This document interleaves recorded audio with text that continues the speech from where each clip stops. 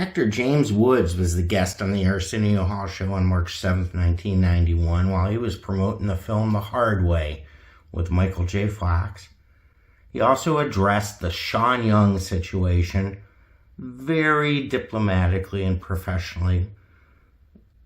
And so funny. He really is such a smart, funny dude. There's also a little bit of stuff about cross-dressing and Robert De Niro and Fredericks of Hollywood. Michael J. Fox calls my first guest a nut boy, and I guess he should know. They just finished a movie called The Hard Way. Please give it up for James Woods.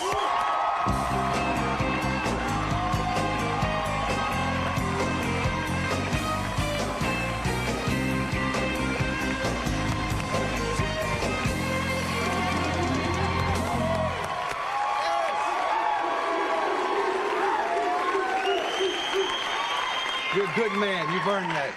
I got a mother at home, nut boy. I'm 43 years old. I'm like a middle-aged fat boy, but I'm not a nut boy. You know? I've never. You know when people don't know this, but when you do a movie, of course, you've done it like a year ago. Now all of a sudden you come out, and they're asking you all these questions, you do these press junkets, and you're exhausted by it, you know. And you're at the like penultimate moment. The movie's opening tomorrow. They spend billions of dollars in the movie and releasing it and so on. You come out here and you're like a nut boy. It's nice, you know. Well, I had never heard the term nut boy. Exactly.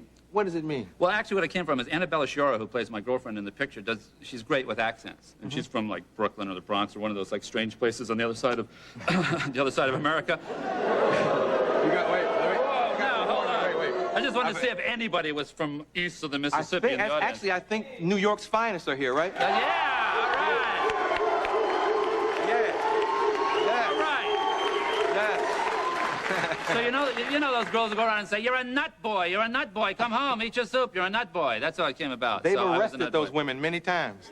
Well, these guys will appreciate what it's like to open a movie, because it's kind of like the day before the movie opens, you're like at the penultimate moment. You're thinking, God, is this going to go in the dumper? Is it going to be a big hit? And, you know, a lot of things, right? It's kind of like the guy goes, you know, to the whorehouse, and all of a sudden he's there and he has no money. You guys relate to this. You know, he has no money. And he walks in, he says to the girl, he said, gee, you know, what do you got? And she says, well, you know, we've got the Hong Kong basket job. He says, yeah, that sounds awfully expensive. How much is that? She said, well, that's, you know, like $300. He says, no. What else you got? She said, well, we got, you know, the Birmingham, you know, bowling ball job. And he said, no, I can't. He said, what have you got for $35? She says, well, I got, you know, the penguin job. He says, the penguin? Well, what's the penguin? She says, just, you know, here, we'll start. So you go here. So the guy goes and he's like standing here like this, and she comes over and she does whatever, you know, they do, and she's doing whatever they do. And at the penultimate moment, all of a sudden she steps back and the guy goes, hey, where you going? Come on. I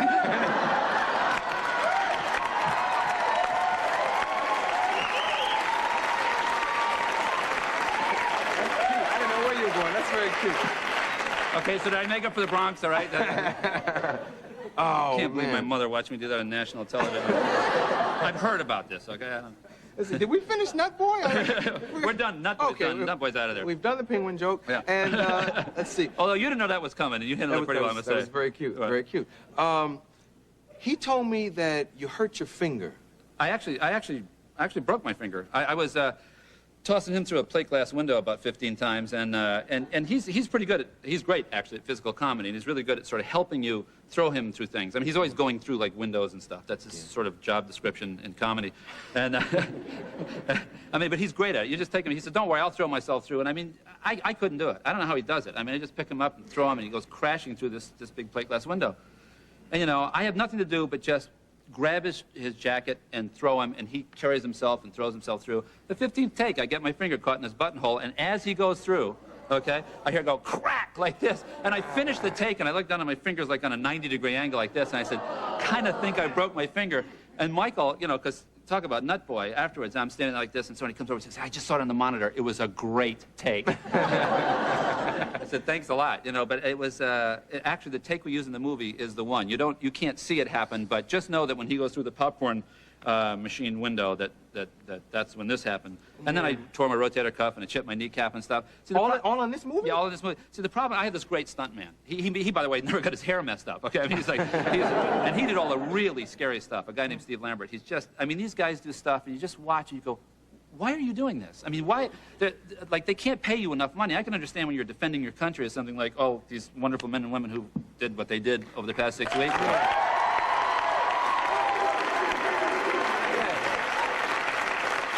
I gotta say, by the way, I just gotta say this, because it's like we're all on that sort of wavelength. I was talking to a friend of mine the other day, and she said, well, you know, we got a lot of problems in this country. And I said, yes, it's true. But for the first time in 45 years, and probably for the last time in another 45 years, all 240 million Americans feel the same way. It's great to be an American. Be proud for just this one day. And then we go back and bitch and complain and moan. But just for this one day, let's be proud. Being be all happy. on one side. Yeah. All in one game. Good, good. Yeah. Okay, But at any rate, why do they do what they do? So anyway, but these guys are doing it for, like, you know, a movie, okay? And I mean, we get paid, and we sit in the trailer and drink Mai Tais and stuff. You know, they're out there like, hanging off, you know, 15-story buildings and so on.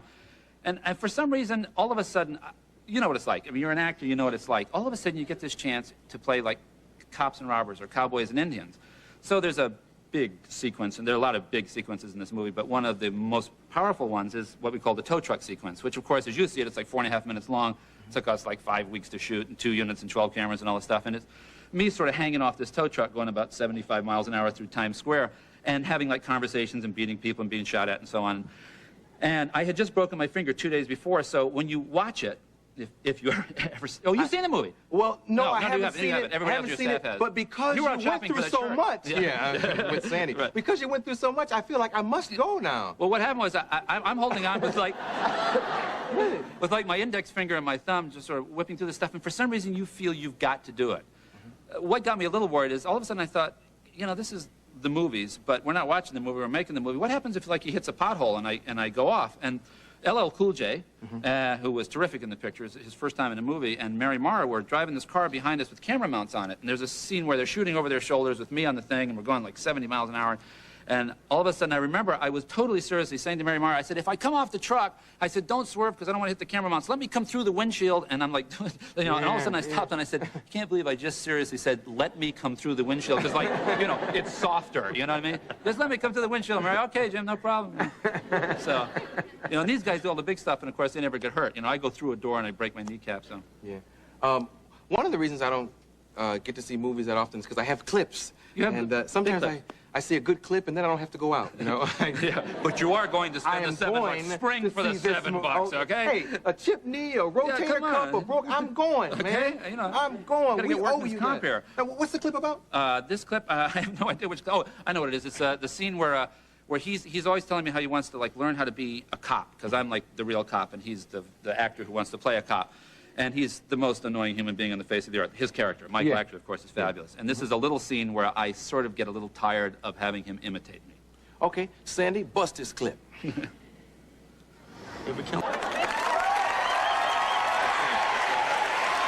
that great, guys?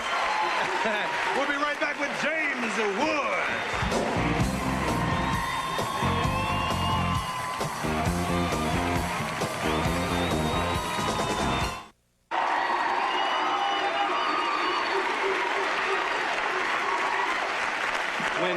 When Michael J. Fox came by, his clip that he brought showed him acting like a woman and role-playing with you. Right. What was that experience like for you? Did he turn you on? I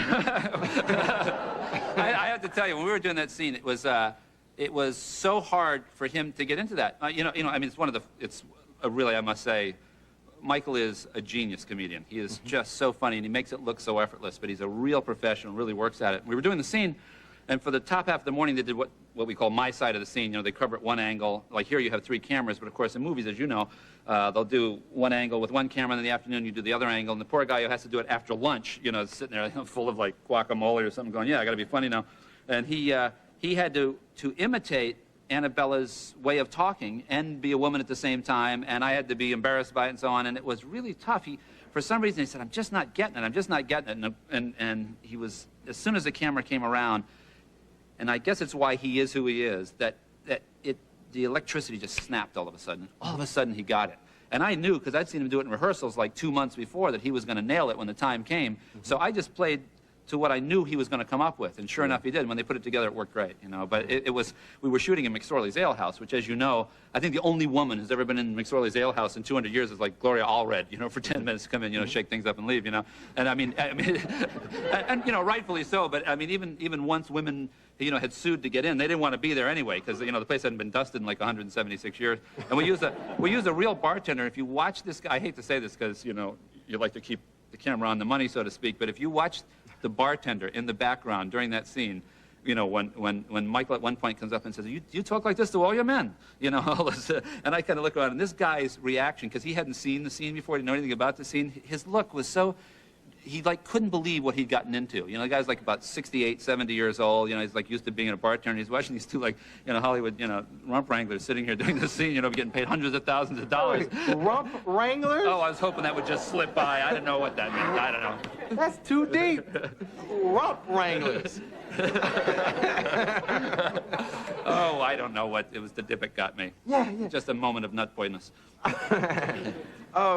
You talked about different angles when you're shooting a movie. Often we have stand-ins in films to kind of help us through that. Didn't you do a movie where a director made you do it, didn't want you guys to have? It was Once Upon a Time in America. I mean, and here's, you know, Robert De Niro, who I think is the most brilliant actor in the world today. And, you know, people sort of forget that actors are starstruck. You know, I mean, like, if I meet Robert De Niro the first time, and we're great friends now, you know, since we worked on that picture, but, you know, the first time I met him, I thought, this is Robert De Niro, you know. And meanwhile, 8 months later, after you're working together, you spend all this time doing what we call stand-in work for the lights. So you have to stand on your mark while they're lighting for like hours. So we'd just sort of stand there and look at each other, you know, and then we'd do the scene. And we had become great friends with this. And one point I looked at him, and I started to smile. He said, what's the matter? I said, you know how tired I am of looking at your face, like 15 inches from my face? He said, hey, believe me, I feel the same way. So we're doing the final scene of the picture where we're playing, you know, the 60-year-old characters. We got all this rubber on our face, and you have to get up at like 3 in the morning. They put 5 hours of makeup on and so on. And we were just kind of lagging through it a little bit. And Bobby said, I think you need a little something to help you through the scene. I can't believe I'm telling this. Now, nobody will ever look at this movie the same. He sends me this package from Fredericks of Hollywood. And my... Wait, it gets worse. So my character's name was Max. And, you know, he's Bobby, so I get this little note. Maxine, he should help you in the scene. Love, Roberta, right? So I open it up, and it's a pair of red 4-inch spike heel pumps, okay, with like little feathers on them.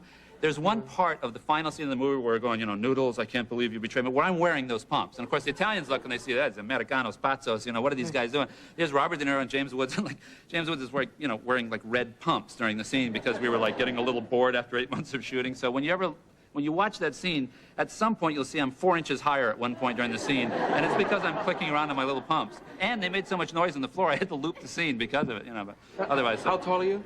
With my heels or without? Without. Well... Oh, no, he's going to do this to me. With me.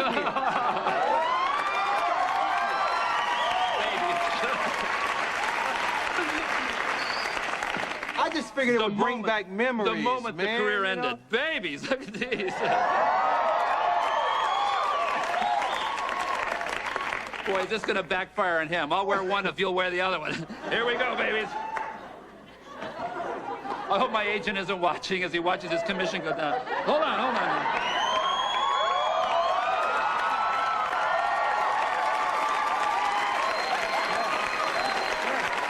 What kind of cup is this? I don't know, but it's a little tight, isn't it? Yeah, it's a little tight. And my girdle is killing me. It's one size smaller than the pump I need, actually. This is a 12 medium. Look at your heel hanging over the end. Yeah, You're like, but this is a those- woman's 12, man. You're This ain't like a bag Charles lady. Barkley pump or You something. need one of these things in like a little like mini skirt and like a shopping cart going bonbons, cigarettes, bonbons. Okay, let's see if we can have a serious conversation with our pumps on. Okay. And Now so- they don't know if somebody just tuned in. They don't know we have pumps on. That's right. They wouldn't know. Yeah. Anyway, the great thing about filmmaking, of course, is that it brings out, I find, a certain sort of psycho-spiritual quality.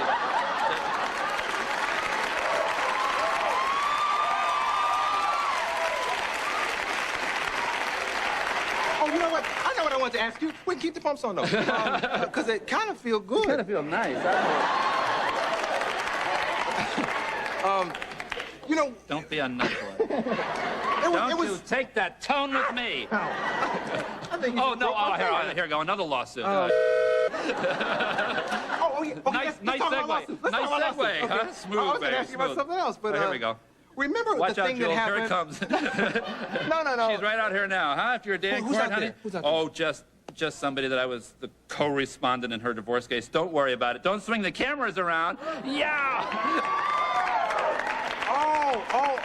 Oh, boy, are we causing trouble today, huh? No, I read about that, too. I was going to ask you about the whole the Sean other Young lawsuit. case. Oh, that one, okay. But which one? I'll tell you what. Let's Anyone play you Choose Your Lawsuit. No, which one do you want to talk about? I don't know. I was going to ask you about the $12 million thing with Sean Young. No, actually, I want to, you know, I've never talked about, I gotta take my pumps off for this one, okay? Because they might show this videotape on the next legal thing.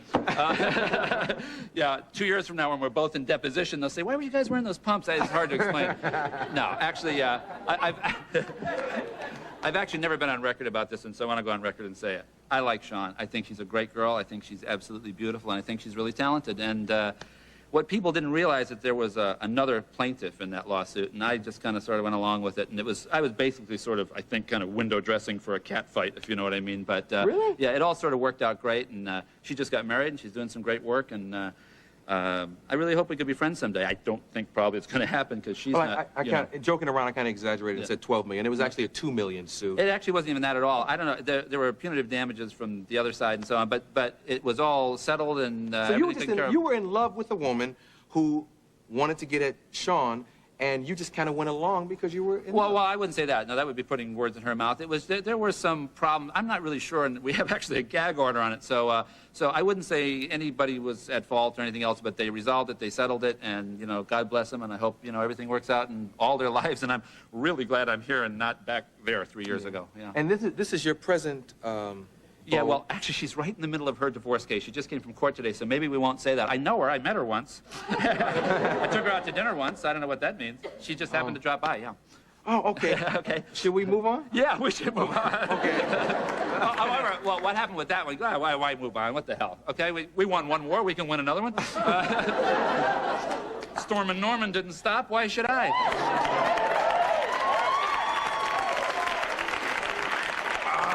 This was a little what you'd call kind of critical error in judgment kind of thing on the other side's behalf. Her actually ex, as of yesterday, sort of decided that he wanted her to settle, I guess, and so he thought if he subpoenaed me, we'd both go, oh my God, we don't want to go to court. We don't want bad publicity. Wrong. Wrong, okay? You really picked the right guy for that one. Yeah, I'm really going to go hide in a corner. So, of course, I unleashed, like, the ground forces, the air, the naval, the thing. Well, I went nuclear right away, and I kind of went right to the tabloids, right to USA Today, and, started, like, chewing people up a little bit. And I'm happy to say the first day of the trial, the first thing they did was kind of dismiss my subpoena and say, oh, sorry, I guess we made a little mistake.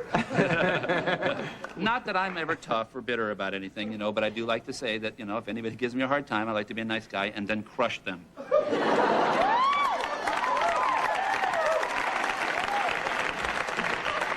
Good luck. And why not? And why not, babies? I don't know what kind of can of worms this is I opened up, but I hope you'll come back. It's kind of fun, though, isn't it, skating on thin ice like this? Yeah. I've just never skated before. Yeah, it's fun. It's frightening. Yeah, I'm not going to kill you after this. This is good. Okay. He's like looking at me like, did I open this up? Are you ever going to be my friend? What just happened? It's like, did you want to talk about this? Yes, I did, actually. Oh, okay, yeah. Okay. Yes, I did. This man has a great movie in the theaters, and let's go see it. James Wood. Thank you for watching Cleveland Live Music. Don't worry, this cop that's approaching is not going to interrupt great uploads. He hopefully supports the channel as much as you folks who hit the subscribe button do. There's Patreon and GoFundMe information that I doubt he's going to do. You can. But subscribe. Keep watching. That's all that counts.